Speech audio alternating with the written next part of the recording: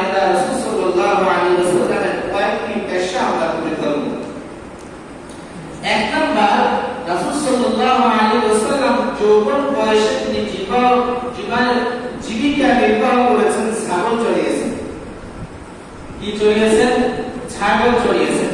শৈশবে নবী আকরাম সাল্লাল্লাহু আলাইহি ওয়াসাল্লাম মা হালিমা সাদিয়া রাদিয়াল্লাহু তাআলা আনহা ঘরে যখন ছিলেন, যখন হালিমা সাদিয়া রাদিয়াল্লাহু তাআলা আনহা রাসূল সাল্লাল্লাহু আলাইহি ওয়াসাল্লামকে লালন পালন করেছেন, তখন তার আরেক ভাই ছিল হালিমার সন্তান, তার সাথে রাসূল সাল্লাল্লাহু আলাইহি ওয়াসাল্লাম তিনি কি করেছেন? ছাগল চড়িয়েছেন।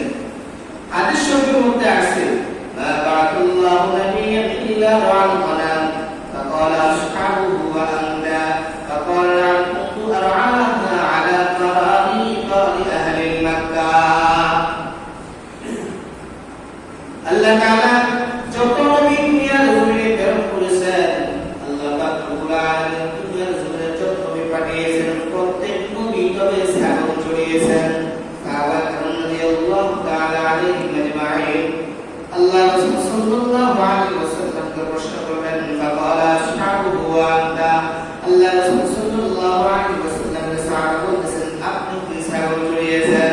ফাকালা রাসূলুল্লাহ সাল্লাল্লাহু আলাইহি ওয়াসাল্লাম, আল্লাহ রাসূল সাল্লাল্লাহু আলাইহি ওয়াসাল্লাম বলেন, নাম হা কুনতু আরআহা আলা তারিকাতি আহলি মক্কা, আমি যখন বয়সে মক্কাবাসী যারা ছিল তাদের ছাগল আমি কিরাতের বিনিময়ে সরমের বিনিময়ে ছাগল চড়িয়েছি। এই হাদিসের ব্যাখ্যায় আল্লামা ইসলাম নবী রাহমাতুল্লাহি আলাইহি বলেন, সব নবীগণ ছাগল চড়িয়েছেন, কারণ আল্লাহ পাক রব্বুল আলামিন ছাগল চড়িয়ে নবীকে একটা শিক্ষা দিয়েছেন। কারণ যে ব্যক্তি ছাগল চড়ায় ওর বিপদে সব সময় তার সতর্ক থাকতে হয়, যে তাকে কোন সময় দেখলে বাচ্চাকে খাবার দিয়ে না নিয়ে যায়, মানুষ চুরি করে না নিয়ে যায়, সব সময় তার দিক নজর সব সময় তাদের ছাগলের দিকে থাকতে হয়। এটা অনেক বড় একটা আবদারিতা, এটা অনেক বড় একটা দায়িত্ব। কারণ মানুষের দায়িত্ব ছাগল চড়ানো, 100-200 কিন্তু ছাগল যখন মানুষ চড়ায় তখন তার দিক দৃষ্টিতে এই ছাগলের দিকে থাকতে হয়। এটাই শিক্ষা দিয়ে আল্লামা ইসলাম নবী রাহমাতুল্লাহি আলাইহি বলেন, নবীদের শিক্ষা দেওয়ার কারণ হলো যাতে উম্মতের প্রতি সবসময় নজর থাকে, উম্মতের আদর্শবান হয়, শয়তানের ধোঁকায় পড়ে উম্মত নষ্ট হয়ে না যায়, উম্মতের ফিকির উম্মতের চিন্তাধারা সব সময় তাদের মধ্যে থাকে, উম্মতের চিন্তার তাদের মধ্যে থাকে, চিন্তা ফিকির থাকে, তাহলে ওই উম্মত কোনদিন পথভ্রষ্ট হবে না, ওই উম্মত কোনদিন রাস্তাহারা হবে না, ওই উম্মত কোনদিন তবে নাফরমানিতে লিপ্ত হবে না। এই কারণে রাসূল সাল্লাল্লাহু আলাইহি ওয়াসাল্লাম সহ দুনিয়ার জমিনে যত নবী এসেছেন প্রত্যেক নবীরাই তবে ছাগল চড়িয়েছেন, প্রত্যেক নবীরাই কি করেছেন? ছাগল চড়িয়েছেন। দুই নাম্বার, ব্যবসা পরিচালনা। পরবর্তীতে রাসূল সাল্লাল্লাহু আলাইহি ওয়াসাল্লাম ব্যবসার নিয়ম করেন, অল্পদিনে তিনি ব্যাপক সুনাম ও বিশ্বস্ততা অর্জন করেন। অনেকে রাসূল সাল্লাল্লাহু আলাইহি ওয়াসাল্লামের সাথে ব্যবসায় শরীক হন। তাদের একজন ছিলেন আব্দুল্লাহ বিন সায়েদ রাদিয়াল্লাহু তাআলা। তিনি নবী সাল্লাল্লাহু আলাইহি ওয়াসাল্লামের সাথে ব্যবসা করতেন। পরবর্তীতে মক্কা বিজয়ের সময় রাসূলুল্লাহ সাল্লাল্লাহু আলাইহি ওয়াসাল্লামের কাছে আসে, তিনি বলেন, মারহাবান বিআখি ওয়া শারীকি, মুবারাকাত হে আমার ভাই, হে আমার শরীকদার ভাই, হে আমার ব্যবসায় অংশীদার ভাই।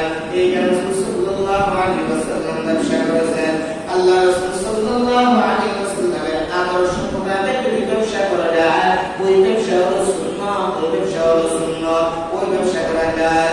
রাসূলের আদর্শের বিপরীতে ব্যবসা করলে ওই ব্যবসা করে রাসূল বান্দার জন্য কখনো জায়েজ নাই। ব্যবসায় করতে হলে নবী সাল্লাল্লাহু আলাইহি ওয়াসাল্লামের আমানতটা বিশ্বব্যাপী ঘটনা। আল্লাহ রাসূল সাল্লাল্লাহু আলাইহি ওয়াসাল্লাম ছিলেন অত্যন্ত বিশ্বস্ত এবং আমানতদার। তিনি ব্যবসায় কোন কাজে ওয়াদা তার রক্ষা করার জন্য সর্বোচ্চভাবে তিনি চেষ্টা করতেন। সাহাবী আব্দুল্লাহ ইবনে হামজা রাদিয়াল্লাহু তাআলা আনহুর সাথে ঘটে যাওয়া একটি বিস্ময়কর ঘটনা। আব্দুল্লাহ ইবনে হামজা রাদিয়াল্লাহু তাআলা তিনি বলেন, রাসূলুল্লাহ সাল্লাল্লাহু আলাইহি ওয়াসাল্লামের অবতারের পূর্বে আমি রাসূল সাল্লাল্লাহু আলাইহি ওয়াসাল্লামের কাছে একটি নিশ্চয় করি। হাদিসের মধ্যে আসছে, বায়াতুন নবী সাল্লাল্লাহু আলাইহি ওয়াসাল্লাম বিবাই ক্বাবলা আইমাদা ওয়া বাকিয়াত লাহু বাকিয়াতুন ফাআতু আন আতিয়াহু বিহা ফি মাকানিহি ফানাসিতুহু থুম্মা যাকারতু